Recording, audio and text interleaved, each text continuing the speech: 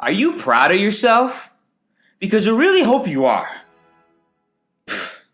In my last video, I asked you guys to give me 500 likes for me to review Onision's other book, and you guys did that in literally 12 hours. You guys must really hate Onision that much, huh? That you were willing to see me suffer by reading his other book's comments? Like, you guys destroyed the like button. You guys wrecked that like button. You guys wrecked that like button so hard as if it owed you money or something. Which, where's my manners? If this is your first time ever seeing me, hi, let me introduce myself. My name is Yoel Silver, and I am very handsome. Or at least my mom likes to tell me that I'm handsome. But you know, just because I'm very handsome doesn't mean that I don't experience the same emotions as average looking people. And lately, the emotions that I've been feeling is the emotion of being upset. And I don't like being upset. Let me tell you why I'm upset, because there's this video that I made on my channel for my world famous series called The Cringe Zone, where I talked about Onision. And I used a couple of his clips that I found on his channel. I didn't use the entirety of his clips. I only used little clips here and there.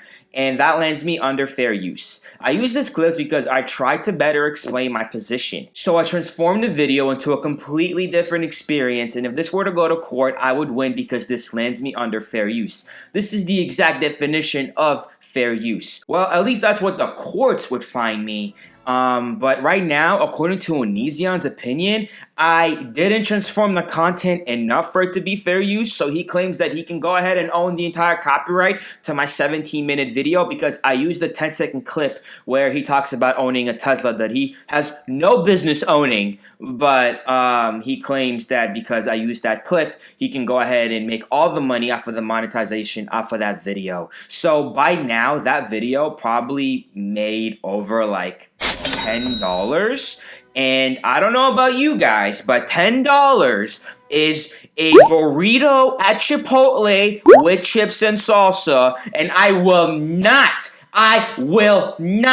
refuse to give this boy free Chipotle with chips and salsa. Absolutely not. This is not how this is gonna go down, Onision. So in my last video, I reviewed your book, but I couldn't review your book because I couldn't afford your book because you're making all the money off of my video. So I read the comments, and we're gonna be doing the same thing in this video. This is like a continuation of that. So today we're gonna be reviewing the book that's called Stones of Abbigale. So I have no prior knowledge about this book before I'm about to review it. And the first thing that we can see is that this was actually Onision's first book. He published this on March 29th, 2015 versus the September 11th, 2015 book that I reviewed in my last video. So this is actually his first book. So this was his first entry into writing. And if we look at the cover, I don't know how old Onision was when he published this book, but he was definitely approaching his 30s. And if you look at the cover, it's a girl sitting down, like contemplating life, because this is the position that girls would take when I was growing up, when they would have an argument with their mom because their mom wouldn't let them sleep over their friend's house. So what I am trying to say is that he was approaching his 30s and he couldn't get deeper than this. So this cover to me gets a solid. You ever heard of that expression, don't judge a book by its cover? Well, I just did. But I can't end the video right here. I have to keep going because apparently you guys want to see me suffer. So let's go ahead and read the summary of the book, the thing that can be found in the back. You know, like the little trailer that's in the back of the book. And it reads as, I want to be direct. My name is Greg. I go by Onision online. This book is made up of events that occurred in my own life, mixed with fiction from the made-up life of James. James is essentially a better version of myself.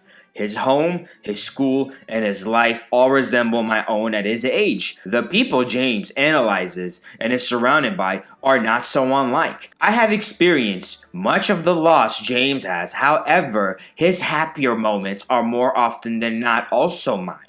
I want to share my story without it being purely nonfiction. I simply felt this approach would make for a far better book. At points, I cried while writing this. At others I laughed while writing this. Stones to Abbigale is not just a book I wrote, it's a piece of who I am. He's over here writing out of his heart because he put apparently everything into this book. And by the look of the ratings, I mean, it has almost 800 reviews. 800 people took time out of their day to write something about this book. So let's go ahead and read a 5-star review from this book. And I want to start with this one because just like the other book, there's also a person in this book that took a picture of themselves with the book and they left their review. But I am going to cover that person's face because somebody left a comment in my other video saying that, oh, maybe that person doesn't want to be associated with Onision because, you know, it was a couple years ago, so maybe you shouldn't have put their face in a video. And you know what? Instead of being a meanie popini,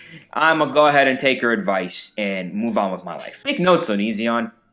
You grow as a person when you can take criticism. So anyway, so this blurred face person that's not only holding Onision's book in the picture, she's also wearing Onision merch.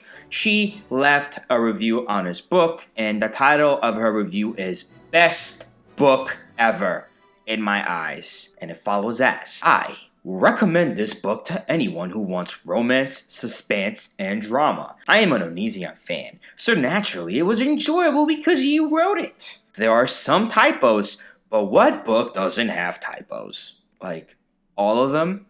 Anyway, it's a very simple read, fast-paced. I think James, name of the main character, is the sweetest character I've ever came across.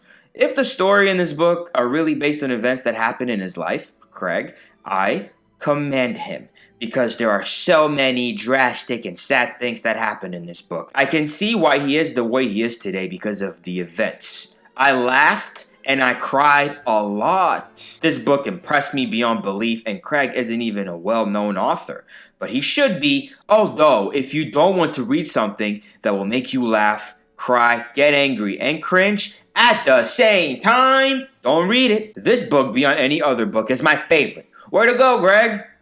Can't wait for your next book. If this is how she responds to this book, imagine if this girl were to read like Harry Potter or Lord of the Rings. The next review comes from one of Onision's diehard fans, and she actually has a strategy that she wants to share with you guys, okay? So her review is titled, I liked it, and I will share the book with a friend, then donate it back to Craig. It's a win-win-win situation. Thank you for letting us know. Anyway, so her review goes, I watch Craig as his other ego on YouTube. Onision can be an a-hole. He can be sensitive. He tries to help other people through his own experience in several different methods. Most I can tolerate, but if he is down on himself or people in general, he really is a drag to watch. He has a desire to, and has promised himself to do YouTube for reasons, and you will have to watch the archives to find out why. Currently, I am boycotting his main channel due to the confusing lane of posts that makes it seem like he and his wife are splitting. I fell for it and gave him genuinely my sympathy. He then posted, in a general way, that it was a spoof and anyone who believed it was a punk. After that, he continued the sad, glad I did it. I didn't do it, etc. stuff, so I took a break on watching him. Prior to that, I would do what I used to do with tubers I like. I would let their ads run or click on them so they could get paid. After all, they are entertaining me. I had started that and continue to do it for verified NRPs. My favorites are easy to find. Do what you wish, but I am here helping Americans with their Americans' dreams. It's payback and pay it forward thing for me. Blessing. Not sure if that was a review of the actual book, but more of a review as Onision as a person and how you're helping him. But yeah, dude, I need fans like that too, okay? Like, I need some diehard fans like that will just buy my stuff and then donate it back to me so I can sell it again. I could get away with anything if I had fans like that. And this whole time, you have to remember that, like, every comment that I just read was a real person that took time out of their day to actually leave a comment on Amazon. Like, bruh, that by itself is crazy. But enough of the BS. In these 5-star comments, I want to read the 1-star comments because I want to laugh. And I know what you came here for. You came here for the 1-star comments because you also want to laugh. And that's what we're going to be doing immediately, okay? Because those 5-star comments depleted my life energy.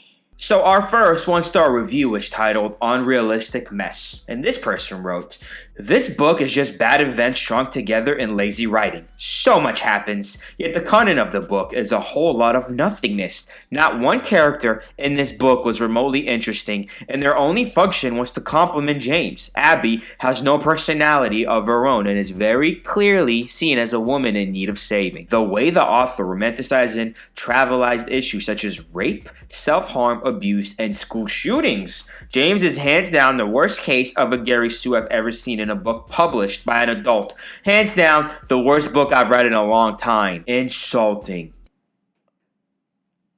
I didn't write this book, but I feel like I just got insulted because we're the same species, Onision. We're both humans. So, I mean, to each their own, I guess, but let's go ahead and read this other next one-star review by a person named Moose, and they titled their review, "This book is literally the worst garbage I've ever read." And their review reads as, "This is literally the worst book I've ever read in my entire life. In fact, it is so bad that I've had to read through it several times just to make sure that it's that bad." It is. Before I go any further, I like to clarify something as someone who has read this book more than once. There are no dinosaurs or aliens in this book. The author simply told his fans to spam the reviews with their own false reviews so he could flat out the negative criticism on his book.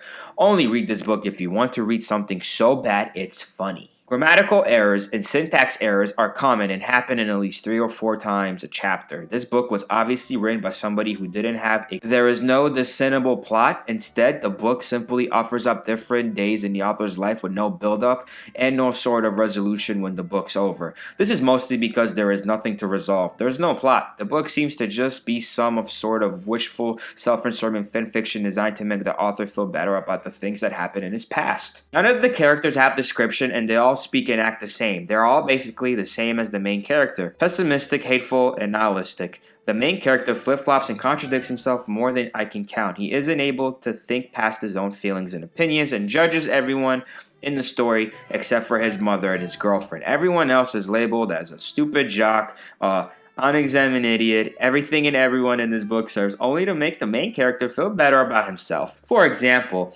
after the death of Davis, the best friend, there is a funeral. During the funeral, David's mother reads her an eulogy, and instead of it being about her dead son, it's just about the main character and how great he is. Wow.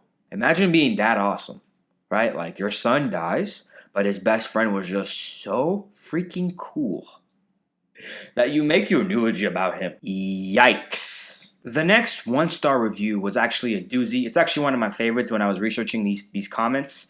It was left by a guy named John, and he titled his review, "Full of surprises," as in surprise, it could only get worse. Okay? And his review runs as, "A book with this many run-on sentences? I got all the cardio I needed for the rest of my life. I would have thrown it in the garbage, but Jesus Christ, I had to take it straight to the landfill where it belonged.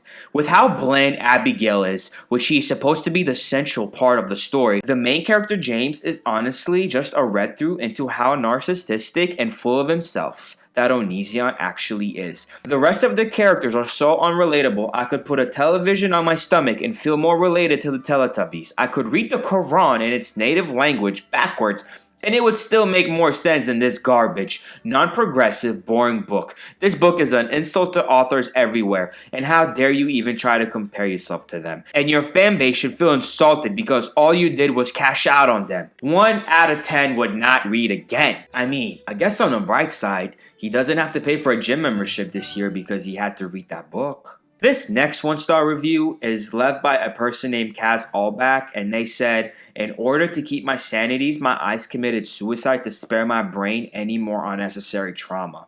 I should have looked away after James woke up, but morbid curiosity got the best of me. No meaningful description of anything, major details missing, the grammar, the horror of the grammar. The author's attitude towards humanity in general is pretty much that of a sociopath. Anyone and everyone can die because they're worthless. His only concern is having his needs met through a 2-dimensional female who only exists to fill those needs." misogynistic much. The only person with half a personality is James, and it's not a likable one.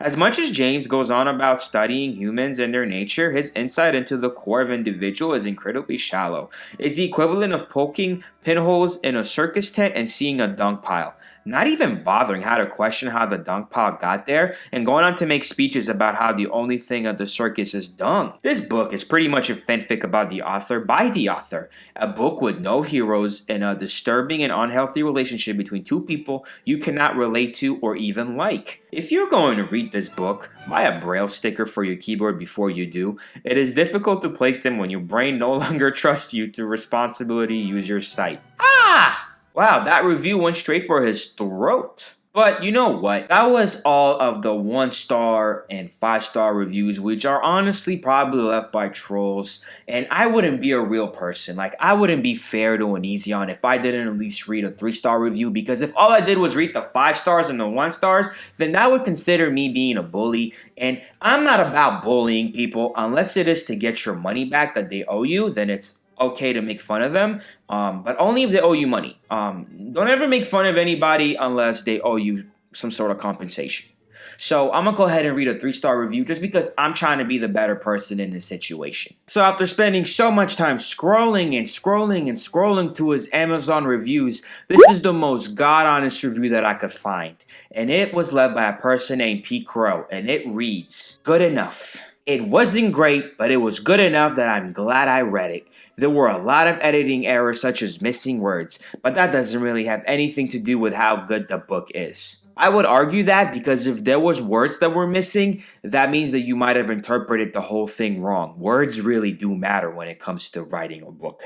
I would say that having the words in the right place is the most important part of a good book. But I don't really read that much, so what do I know, right? I am particularly sad about, and possibly, spoiler alert from here on, the relationship between James and Davis. It's really one-sided, and like James doesn't really act like a good friend at all towards Davis as Davis does to him. That made what happens to Davis near the end feels less powerful. Also, this isn't really anything legitimate that I can complain about. It is more of a personal preferences letdown. At one point, James asks Davis how he feels about Abby, since Davis seems unenthusiastic about James and her dating. He replies he likes her just fine, however, still seemingly like he doesn't at all that much. When I read this, I felt like it could possibly be foreshadowing the fact that Davis is actually in love with James and jealous of Abby for dating him. This theory could be backed up by earlier in the book where Davis explains he loves James multiple times. This got me really interested and was sort of a letdown when my guess didn't turn out to be true.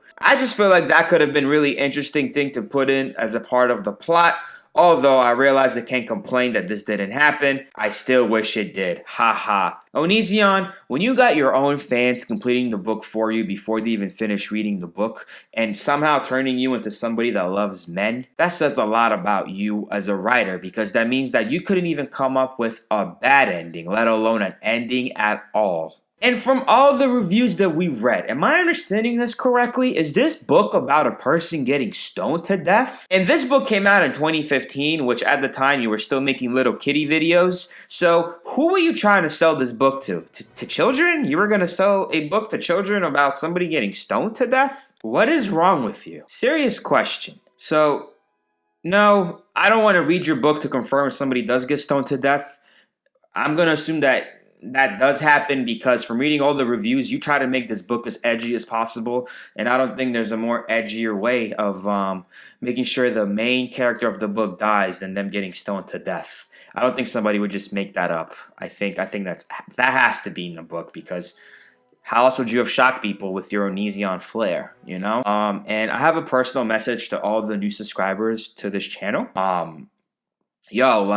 When you guys liked this video and it reached more than 500 likes in the first 12 hours, the CEO of YouTube actually called me and was all like, "Oh, so you think overloading the servers is just allowed, huh?" And I was super scared because I was all like, "Please, Suzanne, please don't demonetize me." And then she was like, "I'm not going to demonetize you. I think that next time you need to ask him for 1,000 likes and not just 500. And you know what? She's right. So if this video can get 1,000 likes, I will review his third book the same exact way that I reviewed the 2 other books. And I have to make it 1,000 because I need a little bit of time. Like, I need you guys to give me a little bit of time to recover.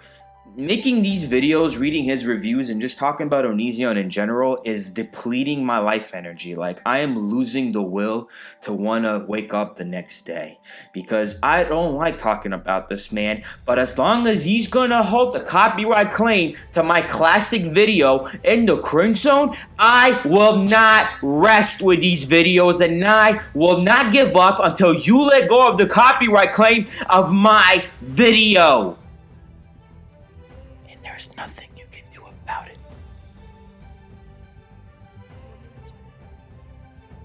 Except for letting go of the copyright claim.